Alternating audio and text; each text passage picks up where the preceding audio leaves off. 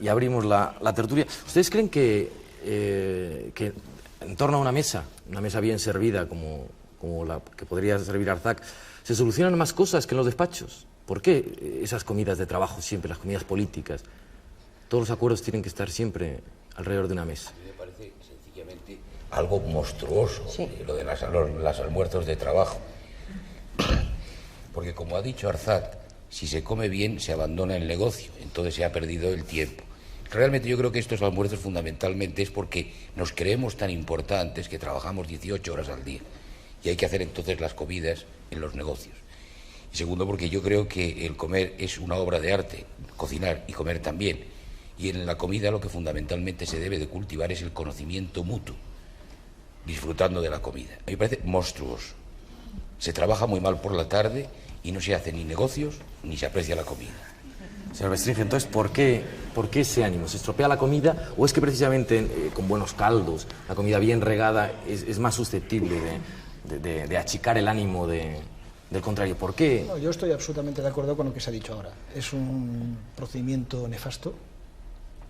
La costumbre esta que existe, decir, bueno, pues nos reunimos a comer para resolver tal problema. No. Si los problemas hay que resolverlos pues en un lugar de reunión, donde estés pendiente del problema, o en un despacho, o quedando a una hora concreta y determinada.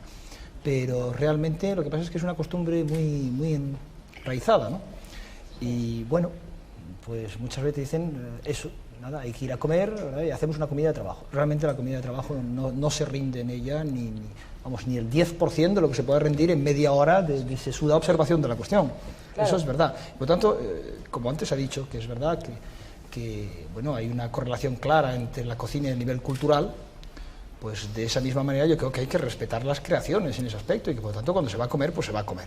Y cuando se va a trabajar, pues se va a trabajar, pero no hacer las dos cosas a la vez. Además, debe sentar mal en la comida, seguro, ¿no? Mala digestión. Yo la verdad es que intento practicarlo lo menos que puedo. La nueva cocina es eso, es el equilibrio dietético, ¿no? Hacer que la comida, que tú comas y luego te sientes bien. Lo digieras y puedas ir perfectamente a trabajar. Hay que hacer un equilibrio dietético, todas estas cosas. Y aparte de eso, yo unas comidas pienso que se hacen en los grandes negocios también, porque hay una cosa muy curiosa, bueno, me parece a mí, que es que en un momento determinado, cuando tú has comido bien y has bebido lo suficiente y bien, estás muy eufórico y todas las cosas se ven mucho mejor y las cosas se ven mucho más bonitas y todos son mucho más felices. Sí, son comidas que en regla general se suelen hacer después de que los que han hecho grandes negocios lo han hecho. Entonces claro, se pegan una gran comilona por la alegría del negocio. Pero yo creo que hacer un negocio en una comilona, yo creo que no sería bueno, ¿no? Yo creo que hay que saborear las cosas. Sí, yo creo que... Perdona, no, por Dios, nada. Sí, Asunta, que te veía con ganas de intervenir. No, creo que también es el conocimiento mutuo, ¿no? Que es lo que has dicho tú un poco, ¿no? O sea, también es un problema de estrategia, pienso, por parte de algunos, ¿no? O sea, yo creo que como se conoce bien a las personas es en las pequeñas cosas, ¿sabes? Y entonces se aprende mucho viendo cómo come, cómo las tensiones que se crean en el momento de un plato, cómo elige, quién elige primero. Yo creo que es un conocimiento válido. Quizás a mí me gusta muchísimo más hablar de trabajo en una oficina o en un plató. Pero, por ejemplo, en mi trabajo ayuda mucho también esta distensión, ese conocimiento de las pequeñas cosas, ¿no? ¿Y usted a decir algo? Yo iba a decir que además es que esta moda, que desde luego no es española, tiene en España una característica muy singular. Yo cuando he asistido fundamentalmente fuera de España por mi trabajo de abogado a estos horrendos almuerzos de trabajo, ha sido una comida muy sucinta, una comida para mantenerse. Y es que en España además celebramos con las comidas más suculentas los almuerzos de trabajo. Y que se hacen los buenos negocios, decía Arzac. Bueno, yo pienso que hay alguno que lo hace bueno y otro que lo hace mal. Entonces recuerdo que en un viaje que hice yo por los pueblos de Santander me llamó mucho la atención un escudo curioso que ponía fuera ardí de caballeros, ceballos para vencellos. Y yo creo que por ahí debe venir la teoría de los almuerzos de trabajo suculentos. Seguro. Cambiando un poco de terreno, yo no me resisto a la tentación de, ya que tengo al señor Bestringe y al señor Saider Robles juntos, preguntarles por las diferencias reales de sus programas respectivos. Fraga decía ayer que el programa del PRD era el 99% exactamente igual al de Alianza Popular, lo decía en Salamanca. ¿Cuáles son las diferencias reales de los dos partidos que representan ustedes? Yo creo que, como más viejo en edad y más joven en la política, voy a empezar. Yo creo que realmente los programas de los partidos políticos, no solo los dos que has citado, sino muchos otros, incluso el programa del Partido Socialista, tiene muchas cosas en común. Por una razón, es que los problemas son comunes y prácticamente las técnicas para resolver los problemas se han inventado ya casi todas. Yo diría que entonces la diferencia consiste en el estilo de resolver esos problemas y en el origen o el planteamiento original. Si nosotros hemos proclamado el protagonismo de la sociedad y fundamentalmente la base en un ejercicio de la libertad diversificado en muchas libertades y en un estilo que reduce al Estado a aquello que la sociedad no puede hacer por sí misma. Esto es muy bonito, a mí me seduce mucho. Entonces se trata de ver cómo este planteamiento se aplica a la solución de unos problemas que son los mismos con los que se tiene que enfrentar el Grupo Popular, los mismos que tiene que enfrentarse el Grupo, el Partido Socialista, y los mismos con los que se tiene que enfrentar cualquier persona que se dedica a la acción política. Pero su principio es distinto y su estilo político es también distinto. Eso no quiere decir que cuando el ciudadano opte por una u otra solución puedan venir después determinados pactos, determinadas formas, prácticas ya, para que el ciudadano tenga la mejor y más posible solución. ¿Está preparando los pactos postelectorales? Yo no preparo nada, soy el último llegado. Estringe, ¿usted cree que es solamente una cuestión de estilo o que hay realmente diferencias sustanciales? Yo creo que en el programa de la Coalición Popular se pone al individuo como eje central del programa. Es decir, el individuo es lo más importante, aquello al que hay que ayudar, al servicio del cual hay medios, como son el Estado, como son los partidos políticos. El individuo evidentemente tiene que ser un individuo integral y en los países de Europa el hombre se concibe como un hombre libre, como un hombre que puede conseguir su desarrollo pleno hasta el nivel más elevado que se pueda alcanzar. A su vez ese hombre se agrupa en una sociedad y esa sociedad se da un medio para servir a los hombres y a ella misma, que es el Estado.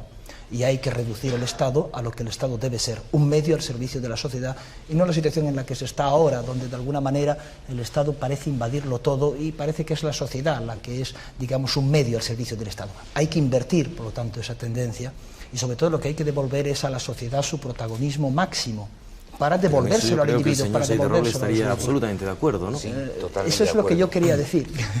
Me temo que lo que el señor Fraga ha dicho es cierto. Es decir, probablemente el grado de identidad es muy elevado. Pero yo creo que lo que acabo de decir, estoy seguro que Federico Carlos estaría de acuerdo. Yo lo comparto. Quizá únicamente introduciría un matiz que ya lo dije antes en las preguntas. Es decir, yo creo que el hombre, a quien yo prefiero decir el hombre que el individuo, me es más afín a hablar del hombre, estamos hablando de lo mismo, pero lo veo más tangible, más próximo a mí. El hombre actual no puede vivir ni sin su pasado ni sin su futuro, es decir, conserva cosas y adquiere cosas. Entonces yo diría que la característica de este planteamiento, ya vamos al estilo y al enfoque que había indicado antes en la pregunta que me hizo, consiste en no rechazar sistemáticamente lo nuevo, sino abrirse a lo nuevo, cribar lo nuevo y tampoco rechazar sistemáticamente lo pasado. Es decir, que el hecho de que una opción, la popular, se identifique con el conservadurismo, no quiere decir tampoco que solo haga conservar, sino que acentúa más esa conservación. Entonces el reformismo, conservando también otras cosas, se acentúa más hacia el futuro. No se asusta del futuro, lo recibe críticamente. Es decir, por eso hablaba de estilos. Esto hay que aplicarlo, insisto, a problemas muy concretos, que cualquier político, cualquier grupo que tenga sensibilidad tiene que resolverlo. Muy bien, todo esto está muy bien. Pero ¿qué pasa con el paro? ¿Qué pasa con la inseguridad? ¿Qué pasa con nuestra incorporación a Europa? Y evidentemente, en el planteamiento de las técnicas para resolver esos problemas, que son los de todos, entonces es donde los estilos pueden marcar diferencias. En la oferta al ciudadano. Las diferencias me siguen pareciendo sutilísimas. No, yo sé creo... si es que No, yo creo que en el intercambio de puntos de vista nos vamos enriqueciendo mutuamente. Hemos pasado del individuo al hombre, yo diría incluso que habría que ir a la persona, que es, digamos, la concepción más integral del individuo y del hombre, ¿no? Para intentar llegar a, digamos, a una matización más profunda, ¿no? Eso en primer lugar. Bueno, en segundo lugar, la Coalición Popular, sobre todo la Alianza Popular, siempre se ha definido como un partido liberal conservador y, por lo tanto, creo que Federico Carlos Aite Robles ha dicho una cosa que es verdad. Hay muy pocas cosas nuevas por inventar. Y bueno, yo sigo pensando que los puntos de coincidencia son muy superiores a los pequeños matices que pueda haber y que evidentemente, en todo caso, lo que hay que hacer es ofrecer, pues, efectivamente, opciones que redunden en beneficio de la persona, opciones que efectivamente defiendan la libertad de las personas y opciones que, bueno, en un momento en el que estamos, que es de fin de siglo, es decir, de inicio de otro, permitan, evidentemente, digamos, atraer para nuestro país, digamos, todas las soluciones más nuevas, más perfeccionadas. Yo tengo una anécdota que creo que es una anécdota importante. Me invitaron a visitar el Estado de Israel. Bueno, y a la vuelta me acompañó un general al avión, yo soy portavoz de la Comisión de Defensa, y le tocó a un general acompañarme. Y me dijo, mire, Bestringe, dentro de 20 años los países se dividirán en dos clases. Así, sí. Aquellos que de alguna forma van a ser países punteros, van a ser 10 o 12. ¿Y los demás? Los demás me temo que van a tener que seguir a los países punteros, serán no tanto sujetos de la historia como sujetos segundos de la historia. Bueno, probablemente él tenía razón en lo que decía. Cuando yo le dije, ¿cómo se es un país puntero? Me dijo, invirtiendo en inteligencia, invirtiendo en libertad, invirtiendo en nuevas tecnologías, invirtiendo, bueno, en lo nuevo que se puede producir. Y cuando el avión despegó, Israel, que es un estado tan pequeñito que casi lo puedes ver desde el avión, dije, bueno, mi país fue la primera potencia del mundo cuando no tenía más carbón que el que tiene ahora, cuando no tenía más acero que el que tiene ahora, cuando no tenía más energía que la que tiene ahora, ni tampoco más población en el fondo de la que tiene ahora. ¿Por qué mi país no va a ser uno de los 12 o 15 países punteros del siglo XXI, de finales del siglo XX? Yo creo que de alguna manera todas las fuerzas políticas, con mayor o con menor, digamos, acierto en cada momento concreto, de alguna forma trabajamos todos en esa dirección, ¿no? Asunta, tú que estás físicamente entre los dos, ¿no? ¿Has conseguido entender bien cuál es la delimitación de campos entre uno y otro? Bueno, yo creo que es muy difícil en 5 minutos, ¿no? Explicar los matices, ¿no? Los matices y las tendencias. Pero bueno, si hay una voluntad de separación, hay que respetarla, ¿no? Y bueno, y hay que esperar a que este nuevo partido pueda ejercer su voluntad en hacer cosas. Y bueno, yo no sé si os vais a liar algún día, pero... No les vamos a dejar más. Señor Aite Robles, usted escribió un libro con su padre que se titulaba Las grandes figuras de la humanidad. Sí. ¿Usted recuerda cuáles eran? Eran lo menos 20 o 30, porque eran semblanzas más bien. ¿Pero cuál destacaría usted ahora como las grandes figuras? Para mí, para las usted, grandes sí. figuras. También es muy difícil porque algunas posiblemente no estuvieran en ese libro, ¿no? En realidad a mí me han preocupado siempre mucho y me han inquietado los grandes reformadores religiosos. Y porque creo que han imprimido un giro muy sustancial, no solo al pensamiento, sino a la manera de vivir. Y me han llamado mucho la atención los héroes fracasados.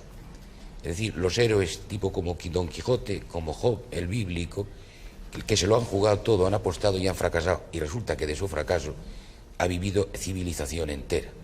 Con lo cual ilustraba una manera mía de ver que no es el resultado o la recompensa, sino el impulso que se pone en lo que se hace y la credibilidad que eso da a los demás.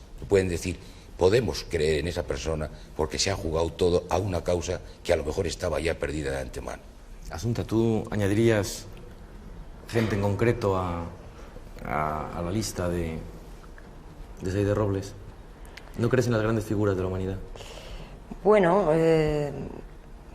sabes, yo nunca he tenido, no he sido una mujer mitómana en el sentido de pensar, pero sí es cierto que bueno, alguien en un momento determinado reúne un pensamiento común y se elige como figura, ¿no? Y creo que eso es lo que motiva la revolución, digamos, o sea, que pienso que es que el que hayan figuras en las que recojan ese pensamiento son importantes para la humanidad, ¿no? pero no te puedo decir nombres en concreto. Bestringe, usted sí añadiría seguro algún nombre. Curiosamente, yo en estos momentos estoy leyendo un libro que se llama La fe de los herejes, la otra religión de Europa. Y uno de los personajes más curiosos es precisamente Giordano Bruno, bueno, Orígenes, ¿no? Hay cantidad ahí. Y realmente creo que es un punto importante en la historia de Europa que se ha tratado poco. Es decir, en Europa ha habido fuertes movimientos religiosos, algunos de ellos subterráneos, efectivamente de carácter reformadores, que creo que se han estudiado poco y que habría que insistir más sobre eso, ¿no? Pero yo creo que sí, que hay grandes hombres que se pueden, digamos, citar.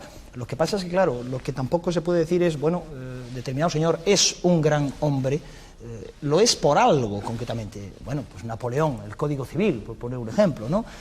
O, bueno, pues De Gaulle, el establecimiento de un sistema político que aún dura y que, bueno, que ha funcionado y que demuestra que, digamos, permite una convivencia importante, ¿no? Esos son nombres que yo añadiría, ¿no? Winston Churchill es un nombre importante también. Yo creo. Juan Mari, ¿tú tienes alguno así? Yo tengo un hombre entrañable, un gran escritor gastronómico, se llama Brillant Savarin, porque escribió un gran libro que es La fisiología del gusto, y en uno de sus aforismos decía una cosa muy importante para nosotros los cocineros, que nos engrandecía, que decía: es más importante el descubrimiento de un plato que el descubrimiento de una estrella. Pues Oye, con... un minuto, simplemente decir que hay también grandes mujeres, que estamos hablando de hombres y también hay grandes mujeres. Hombre en el sentido genérico de la palabra, Pero por yo supuesto quisiera no había precisarlo. discriminación ninguna para el sexo femenino. Es el hombre con mayúscula como Pero es género. que hemos hablado de hombres nada más. Vamos a tener que finalizar aquí ya el coloquio. Nuestro tiempo se ha consumido y con creces.